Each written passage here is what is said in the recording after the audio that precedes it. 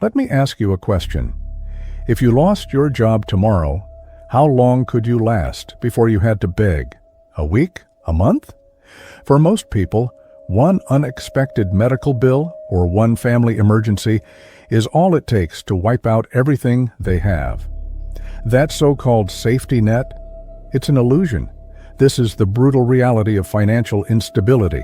It doesn't just limit your choices, it can erase you from society. You become invisible because, like it or not, respect is often tied to your bank account. With money, the world bends around you. You don't wait in lines, you skip them. You don't ask for access, you decide who gets it.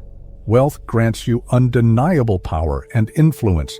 It allows you to navigate the world with authority, to command attention and respect.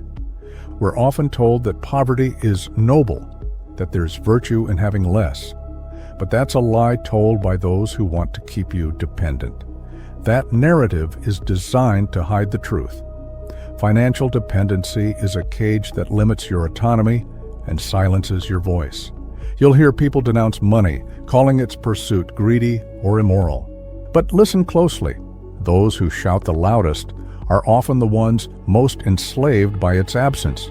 Their bitterness is just a veil for their own powerlessness. Society paints wealth as a corrupting force, but it's actually the opposite. It's a tool, the ultimate tool for personal freedom and self-determination. The idea that money is evil is a control mechanism, designed to keep you from striving for more, from achieving the power that comes with financial independence. So the mission is clear. You must acquire wealth. This isn't about shame or greed, it's about purpose. The possession of money is the possession of freedom itself.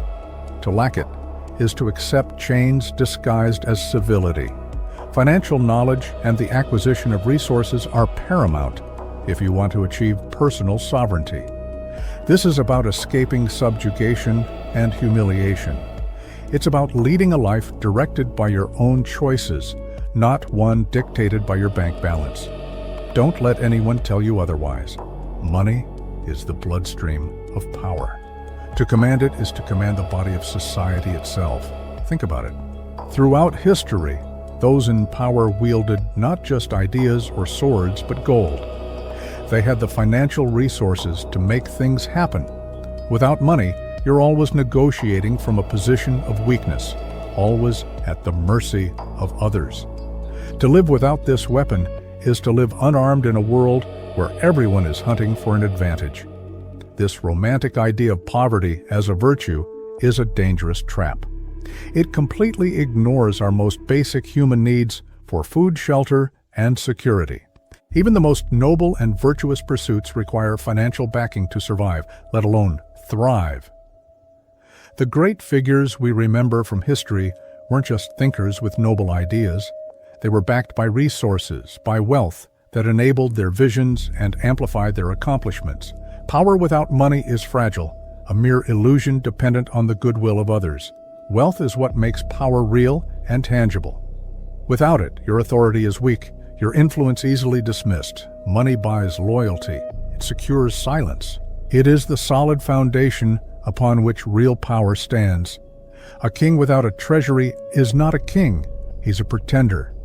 Any claim to influence without the wealth to back it up is just empty words, easily ignored by those who demand proof of your authority. This is why acquiring money isn't an act of greed. It's an act of self-defense.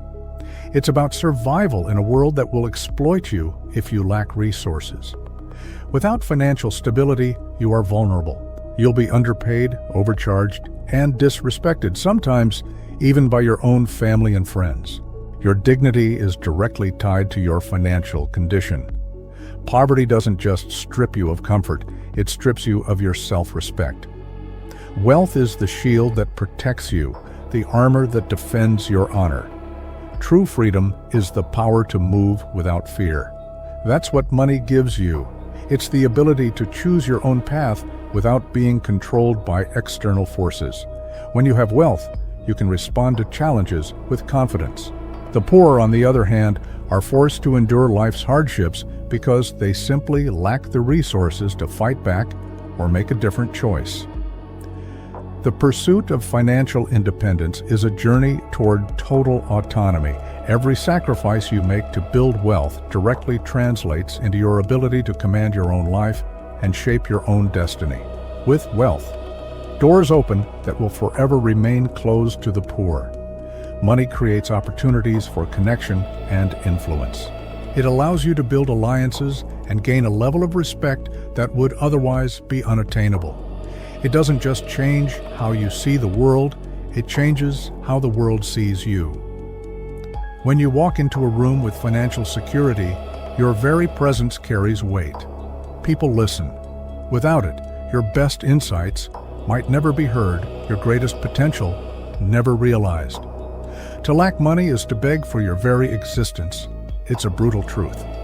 This dependency forces you into a cycle where your decisions about work, relationships, and life are driven by survival, not by passion or genuine desire. You take the job you hate because you need the paycheck. You stay in situations that diminish you because you can't afford to leave. Acquiring wealth is about reclaiming your agency. It's about empowering yourself to make choices that align with your true values, rather than just reacting to the hand you've been dealt. Only the wealthy person speaks with true certainty. Why? Because certainty doesn't come from ideals. It comes from the ability to enforce them. Wealth gives you the means to not only express your vision, but to bring it to life. Nations that exhaust their funds on noble causes without a solid financial foundation eventually vanish from history. Financial stability is the key to enduring power and influence. But acquiring wealth is only the first step. You must be vigilant to keep it. To possess a fortune is not to rest. It is to prepare for the envy and resentment of others. Wealth is like water, it's dynamic. If you don't direct it properly, it will erode the very foundations of your success. It's both a shield and bait, a fortress and a snare. The true master of wealth knows when to display it to command respect and when to keep it hidden to avoid provoking jealousy. Your power should be a force that is felt more than it is seen. Ultimately, you have a choice. Choosing poverty is choosing chains. Choosing wealth is choosing dominion.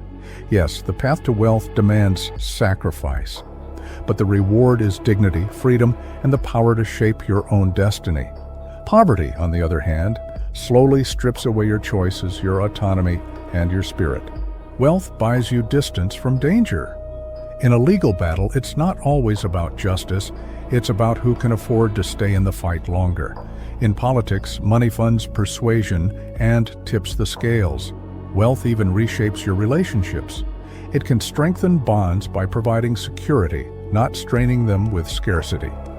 It attracts allies, not dependents. Respect is given to the wealthy, while the poor must earn it with every single action. For the poor, ambition is often confined to mere survival. But for the wealthy, ambition has no limits. They can dream of innovation, of legacy, of conquest. Money gives volume to your commands. Authority without wealth is just a whisper, easily ignored. History isn't written by the good or the strong, but by those who had the money to pay the historians. Wealth allows you to build a legacy, to equip your heirs not just with lessons, but with foundations. A wealthy family can build a dynasty. A poor family often repeats a cycle of struggle. The poor man dies once when his body fails. The wealthy man lives on, for his wealth preserves his shadow across generations. So I ask you again, are you willing to suffer the discipline now so you never have to bow to anyone later? In the end, only wealth allows a man to rise above his circumstances, to master his own fate, and to rule even from the grave. Poverty is not humility, it is chains. Wealth is not greed, it is freedom. If this message resonated with you, if you're ready to choose your own path, write "I choose freedom" in the comments below. Thank you for watching. Don't forget to like, subscribe, and hit that notification bell so you never miss a lesson on your path to power.